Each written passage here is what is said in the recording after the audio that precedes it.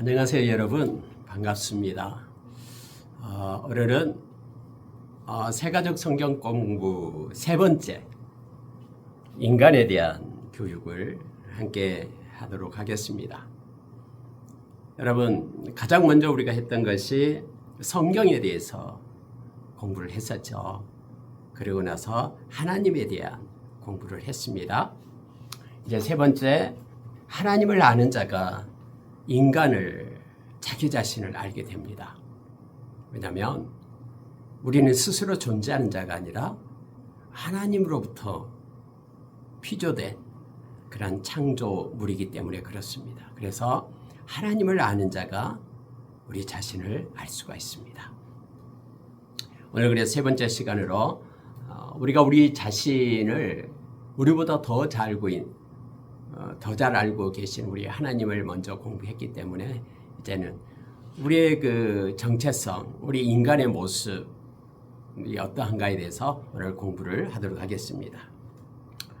여러분, 한 철학자가 있었습니다. 이 철학자는 학식이 많았죠. 책도 많이 읽고요. 그의 서재에는 수많은 책들이 꽂혀져 있었습니다.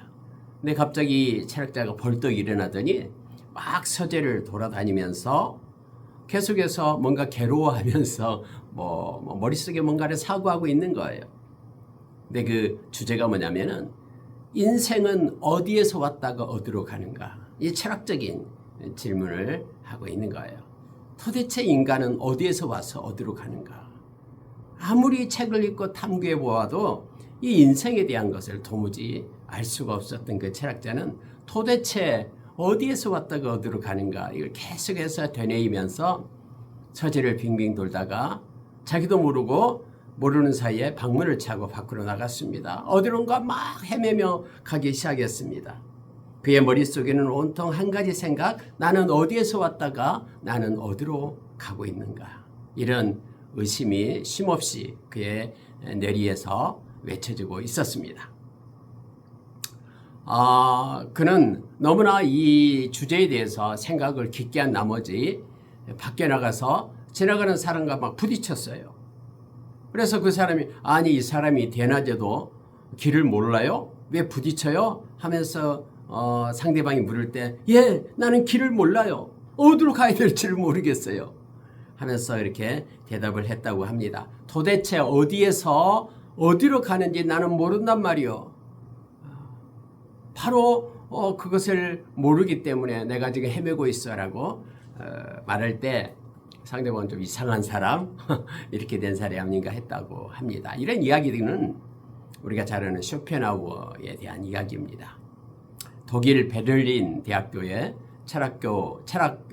철학학과 교수였던 쇼펜하우어의 이야기입니다. 우리가 여러분 쇼펜하우어는 무신론자로 유명하잖아요.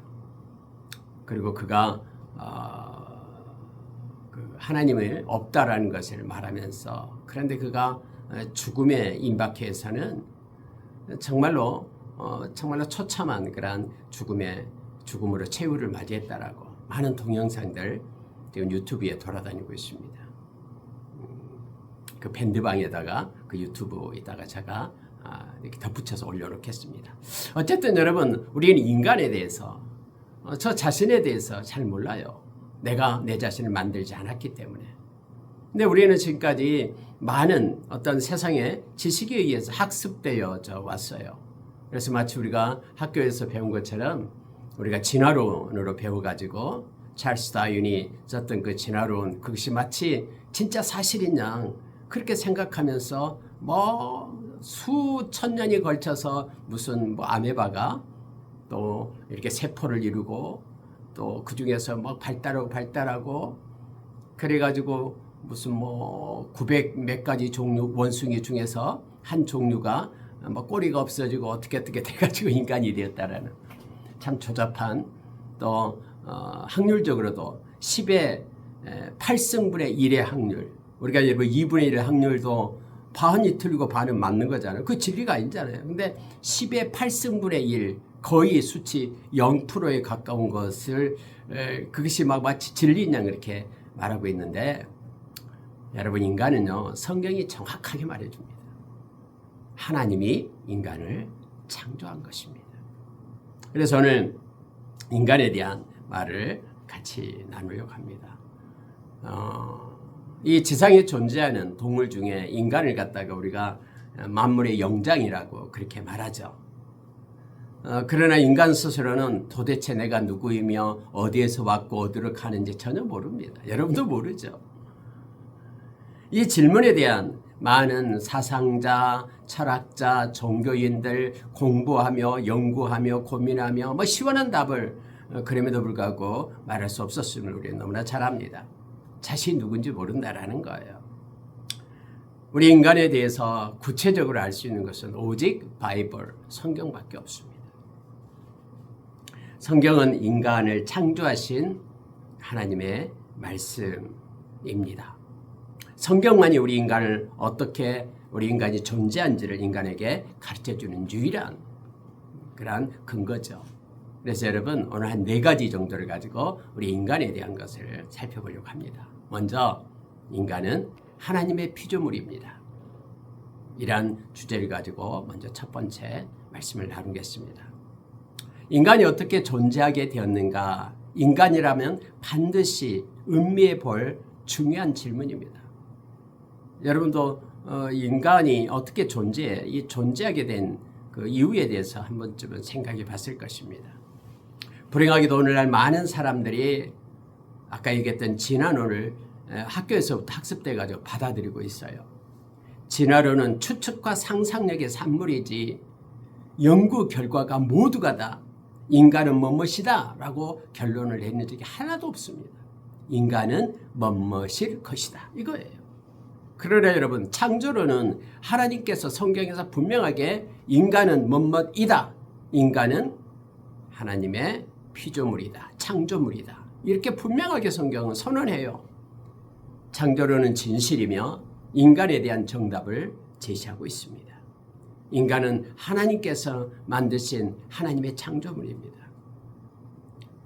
제가 옛날에 대학교에서 한국 교수님이 지금도 잊어먹지 않는데 말씀은 안 될 것 같고 누구 알아요. 끝에 진으로 끝나는 교수님이 막 웃으면서 얘기하는 거예요. 990개 이상의 원숭이 종자 중에서 한 종자가 이렇게 진화돼 가지고 인간이 되었다라고 말해서 막 그때 제가 이 성경 말씀에 대한 불타고 있었거든요. 제가 손을 딱 들었어요. 교수님, 대학교 1학년 때예요. 교수님은 어떻게 그 가설, 진화론이 진짜인 것처럼 그렇게 말씀하십니까? 제가 원래 내성적인데요. 그런 데서는 좀 담대함이 있었어요.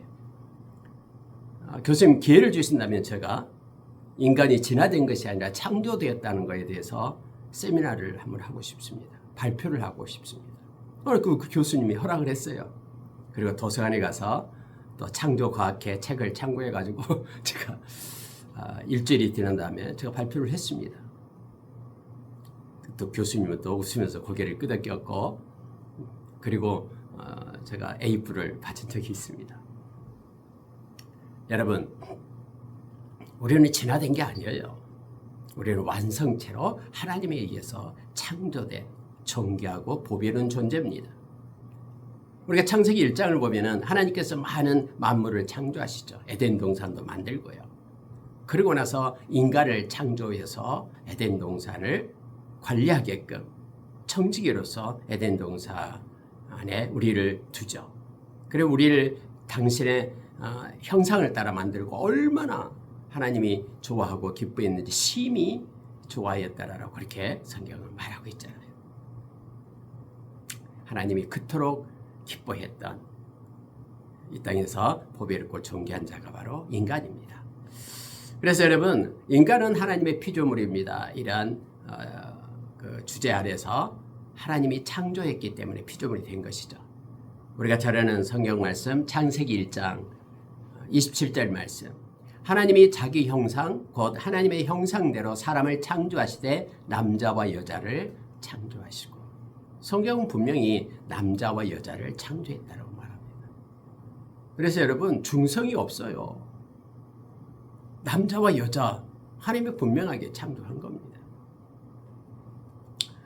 여러분, 성경은 인간의 존재 기원에 대해서 분명하게 제시하고 있는데 인간은 보잘것없는 그 어떤 아메바와 같은 그 단세포 그런 진화된 그런 존재가 아니에요. 하나님의 놀라운 능력과 사랑으로 창조하신 하나님의 피조물입니다.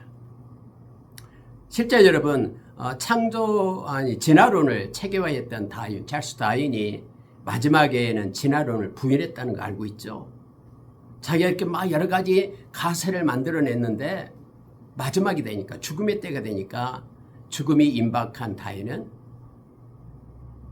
호프 여사, 와이프 이름이죠. 호프 여사에게 이렇게 말했습니다. 나는 미숙한 개념을 알고 있었던 젊은이였는데 나는 질문을 던지고 대답을 시도해보고 언제나 모든 문제를 찾아서 헤매면서 지금까지 왔는데 그런데 나 스스로도 놀랍게도 이 개념들을 막 다른 사람들이 불길처럼 번져 나가게끔 했다라는 거예요. 그리고 마치 사람들이 그들 나름의 종교를 만들어 버렸다라고 그가 가슴을 쳤어요. 그러면서 그는 이렇게 말합니다. 오늘 오후에 사람들이 이웃들이 모일 겁니다. 그럴 때 당신이 가서 이 말을 꼭 전해주시오. 예수 그리스도에 대해서 말씀해 주세요. 그리고 구원에 대해서 말씀하십시오. 그리고 그들과 함께 당신이 찬송을 불러주십시오. 라고 그 호프 여사에게 부탁했다라는 그런 내용이 있습니다. 글로도 기록되어 있고요.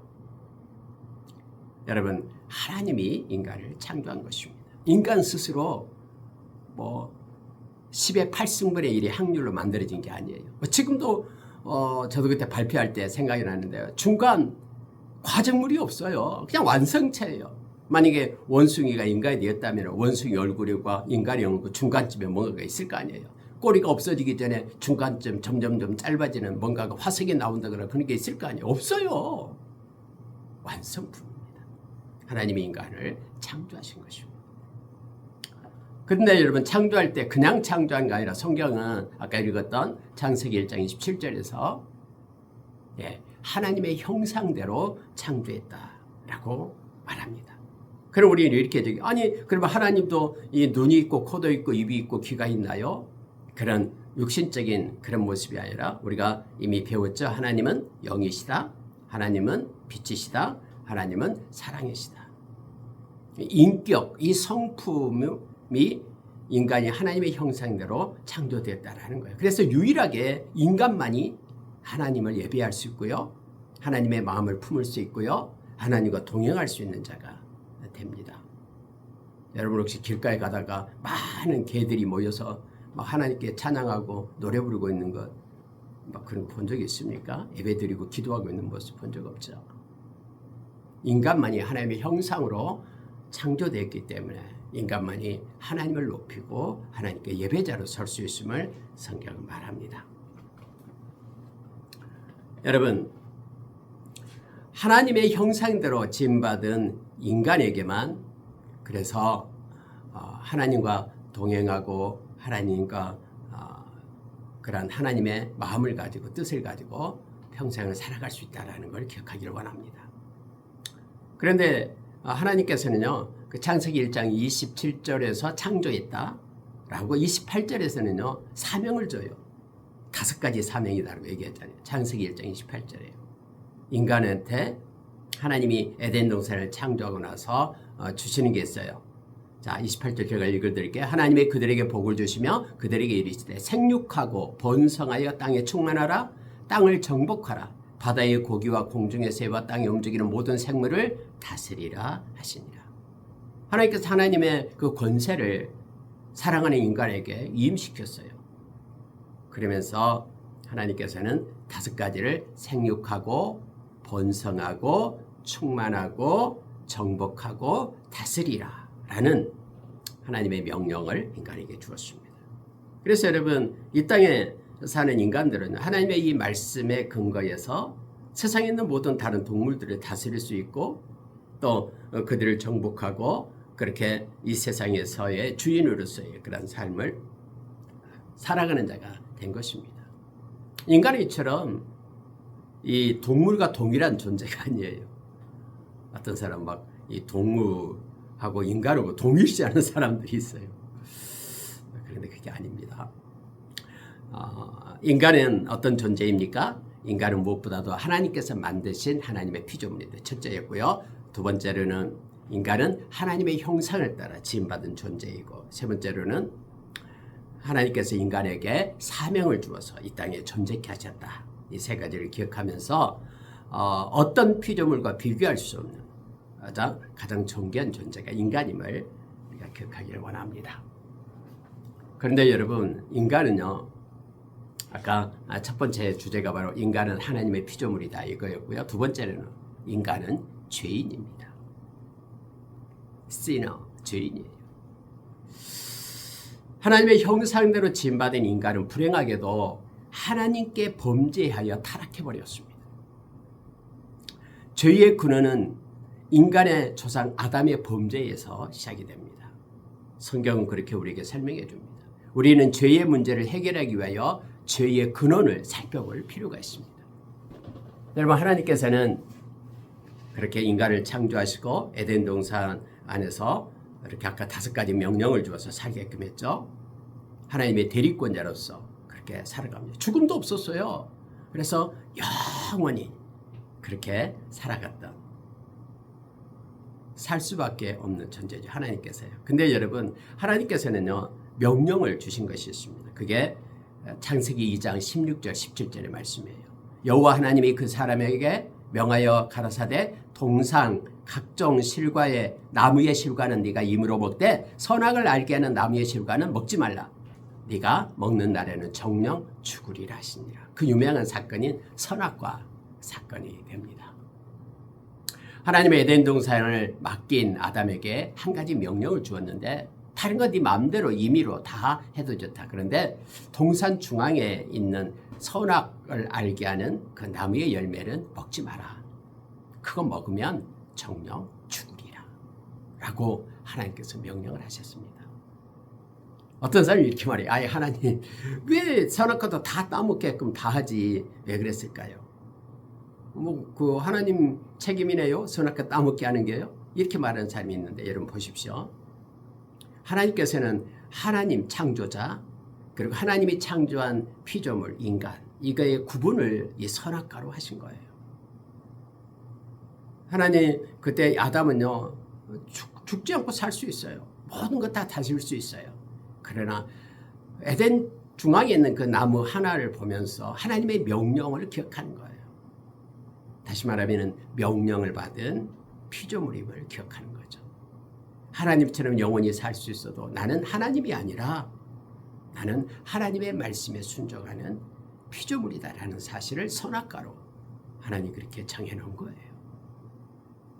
그래서 여러분, 선악과를 볼 때마다 아담은 생각을 해서, 나는 하나님께서 나에게 이렇게 명령을 했지.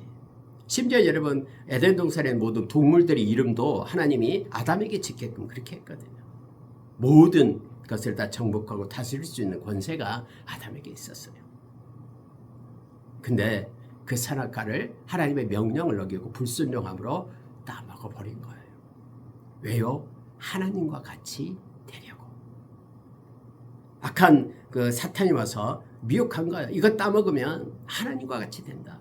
하나님처럼 지혜가 그렇게 높아질 것이다. 그래서 여러분, 이 말을 듣고 있던 하와가 미혹을 받습니다. 그것이 바로 창세기 3장 6절 인간의 범죄예요. 여자가 그 나무를 본즉 먹음직도 하고 보암직도 하고 지혜롭게 할 만큼 탐스럽기도 한 나무인지라 여자가 그 실과를 따먹고 자기와 함께한 남편에게도 주매 그도 먹은지라 해서 하나님의 말씀에 불순종하면서 하나님과 같이 되려는 그런 교만이 하나님의 말씀을 버리고 그것을 따먹게 되는 결과를 얻게 됩니다. 이게 바로 말씀을 범한 범죄가 되는 거예요. 그래서 여러분, 우리가 예수 믿고 하나님의 자녀가 되면은 결국은 새 언약 백성이 되어 예수 그리스도를 믿으면요. 그래서 결국은 말씀을 순종하는 사람으로 돌아가는 것이 믿음을 가진 자의 모습이에요. 왜냐하면 하나님의 말씀을 버리고 선악과를 따먹고 불순종했던 그 상태에서 하나님의 말씀을 가지고 사는 사람으로 바꿔지는 것. 이게 에레미야서 31장 31절 33절. 새 언약 백성은 하나님의 법을 가지고 사는 자가 되는 겁니다. 요한복음 8장 31절에서 예수님께서 나의 제자는 나의 말에 거한다. 그래서 하나님의 말씀을 가지고 사는 네가 하나님의 사람이고 예수 그리스도의 제자가 됨을 알게 됩니다. 여러분, 영국의 에든버러 대학교 교수이고요. 이분은 마취제, 방부제의 발견자로 유명한 사람이었던 심슨 박사님이 계셨습니다. 그 박사님에게 어느 날 기자들이 와서 당신이 일생 중 최대의 발견한 것이 무엇입니까? 이미 여러분 마취제나 방부제 이것을 갖다가 대답할 줄 알고 그렇게 질문을 했어요. 여러분, 마취 없이 수술하면 너무너무 고통스럽잖아요. 근데 여러분, 놀랍게도 이 심슨 박사님의 대답이 뭔지 아십니까? 경건한 과학자인 심슨 박사가 확신에 찬 어조로 이렇게 말합니다. 그것은 내가 죄인 중에 괴수라는 것입니다. 마치 여러분 바울 사도의 고백처럼 내가 죄인 중에 괴수입니다. 이렇게 대답한 거예요. 그 유명한 과학자가요. 그리스도께서 나의 구주가 되신다는 것. 이것이 내가 발견한 최고의 것입니다. 이렇게 대답했습니다. 자기가 죄인인 것을 깨닫지 못한 사람은 절대 회개할 수 없습니다. 그러나 우리 인간이 죄인이다라는 것을 진심으로 깨달을 때 하나님의 십자가의 사건이 엄청난 큰 은혜이고 예수의 보혈이 얼마나 큰 것인지 그것이 바로 굿뉴스, 복음이다라는 걸 알게 합니다. 그래서 하나님께서 저와 여러분을 택하여 부른 것이 예수님의 보혈로 우리의 죄를 사해 주시기 위하여 베드로전서 1장 2절에서 말해주고 있죠. 그러니까 죄 사함을 깨닫는 사람은 예수님의 보혈 십자가가 너무너무나 존귀하고 보배롭고 우리가 자랑할 것이 되는 것입니다. 그러나 자기가 죄인임을 깨닫지 못한 사람은요, 십자가가 의미가 없다라고 말합니다. 보혈을 찬양하지 않습니다. 여러분, 이처럼 범죄한 인간은 세 번째입니다. 이제 불행한 존재가 되었습니다. 그리고 인간은 범죄해서 불행한 존재가 된 거예요. 왜냐하면 하나님께서 말씀하신 대로예요. 이 선악과 열매를 따먹으면 정령 죽으리라. 그래서 죽음이 온 거예요. 하나님은 말씀하시고 말씀대로 성취하시는 공의로운 하나님이시거든요. 그래서 인간에게 범죄한 결과로서 죽음이 온 겁니다. 여러분, 로마서 6장 23절의 말씀을 보면 죄의 싹은 사망이요 하나님의 은사는 그리스도 예수 우리 주 안에 있는 영생이니라. 이렇게 되어 있습니다. 죄의 싹, 하나님께서 처음에 말씀했던 것처럼 하나님의 말씀을 버리고 명령을 순종하지 않는 불순종이 곧 죄가 되어서 하나님의 말씀을 버리는, 그래서 사망에 이르게 합니다. 범죄 결과가 바로 사망에 이르는 것입니다. 그럼 사망이라고 할 때는 우리가 성경에서 말할 때 세 가지 사망이 있어요. 궁금하시죠? 첫째는요, 영적 사망입니다. 여러분, 우리 인간은 그 원죄, 아담의 죄에서 계속해서 뿌리가 났기 때문에 이 원죄를 가지고 태어나요. 그래서 태어나면서부터 우리의 영이 죽어서 태어납니다. 그래서 지옥은 어떤 사람이 갑니까? 그냥 가만히 있으면 지옥 가요. 누구나 다 지옥 가요. 가만히 있으면요. 그래서 우리가 다시 태어나야지만이, 성령 안에서 다시 태어나야지만이 천국을 가는 거예요. 이걸 거듭난다, 중생한다라고 말하는 거예요. 죄의 싹은 사망이기 때문에 태어나면서부터 우리가 영적으로 죽어 있는 자예요. 그래서 예수님께서는 이미 너희가 심판을 받았다라고 그렇게 말합니다. 그럼 영적 죽음이란 뭐냐 그러면은 단지 에덴 동산에서 쫓겨나는 것, 실락원 하는 것과 동일한 의미로요. 하나님으로부터 분리되고 단절되는 것이 영적 죽음입니다. 두 번째는 육체적 죽음이 있어요.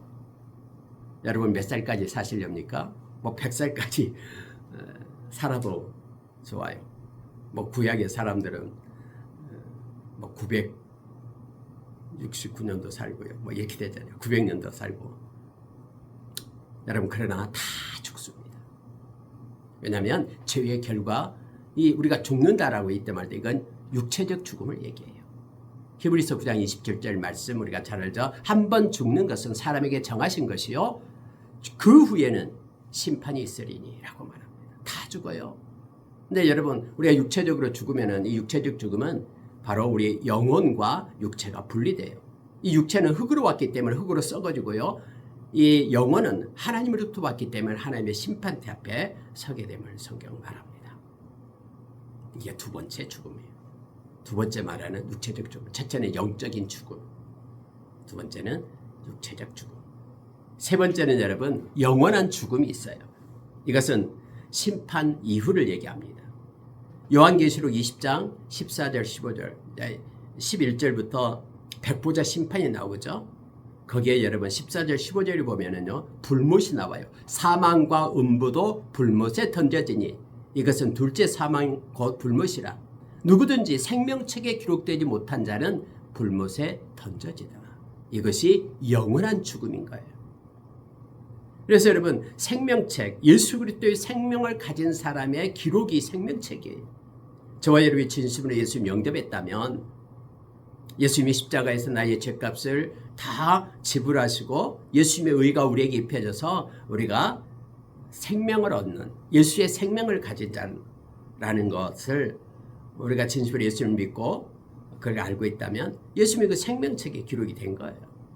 그러나 생명책에 기록되지 않는 자는 모두가 다 불못에 악한 사망도 던져지고 사탄도 던져지고 그곳에서 영원한 영벌 이것이 영원한 죽음. 그래서 여러분 인간에게는요 이 세 가지 죽음이 있는데 하나님과 단절된 죽음. 그러나 우리가 예수 그리스도를 믿고 성령으로 거듭날 때 우리는 영적인 삶을 얻게 돼요. 이게 거듭난다라는 거예요.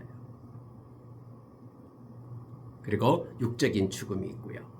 이것은 다음에 우리 주님 오셔서 우리가 이제는 심판, 부활의 육체의 부활체를 입고 일어날 때 우리가 다시 살아나서 영원한 세 번째 생명을 얻게 되죠. 그래서 죽음은 영적 죽음, 하나님으로부터 분리되는 것, 육체적 죽음, 우리의 생명이 다할 때 죽는 것, 그리고 심판받아서 영원히 멸망에 이르는 것을 영원한 죽음, 이 세 가지를 말합니다. 이 모든 것들이 다 범죄로부터, 죄로부터 왔다라는 것을 성경은 말합니다.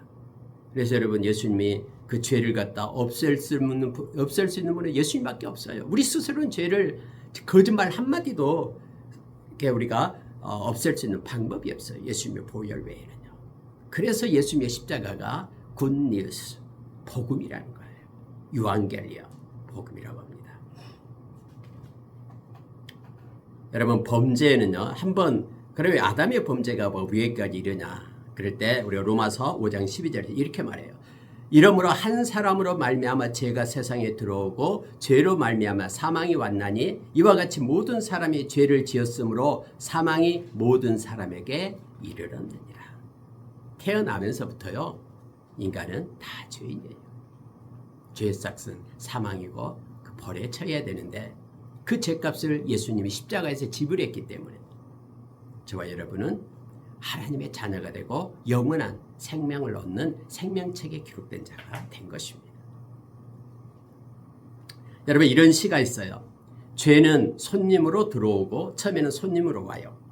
그런 다음에는 죄가 친구가 되고 죄를 계속 지다 보면 죄가 친구가 돼요.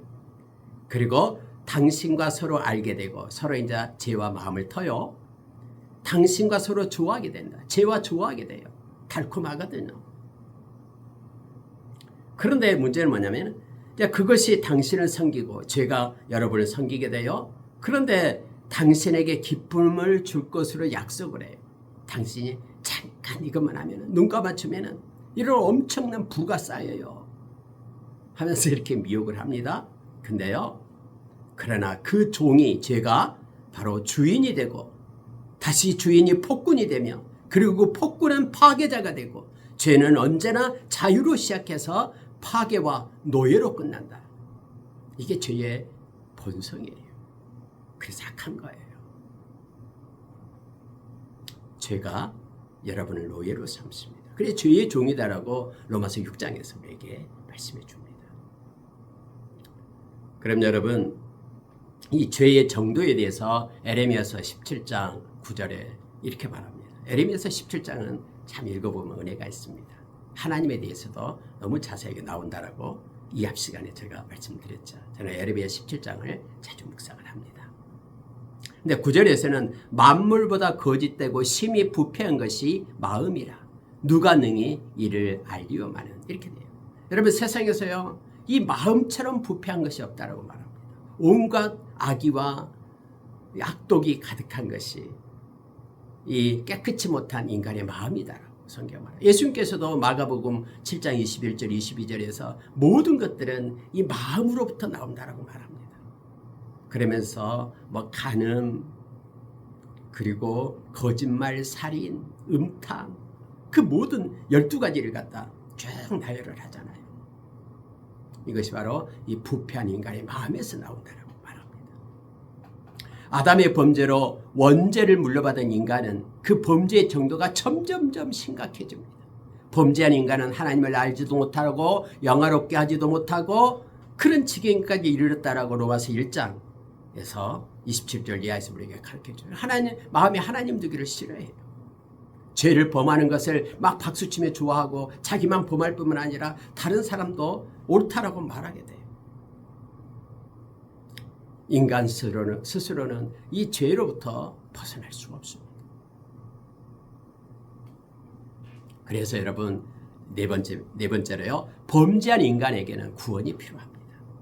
범죄한 인간의 죄값으로 인간은 사망에 처하게 되어 있는데 이 범죄한 인간에게 필요한 것은 하나님의 구원이에요. 하나님만이 오셔서 은혜와 사랑으로 우리를 구원해 줘야 됩니다. 깊은 수렁 속에 빠져 있는 것 스스로 나올 수 있는 힘도 없고 능력도 없어요. 죄로부터 벗어날 수 있는 인간은 아무도 없어요.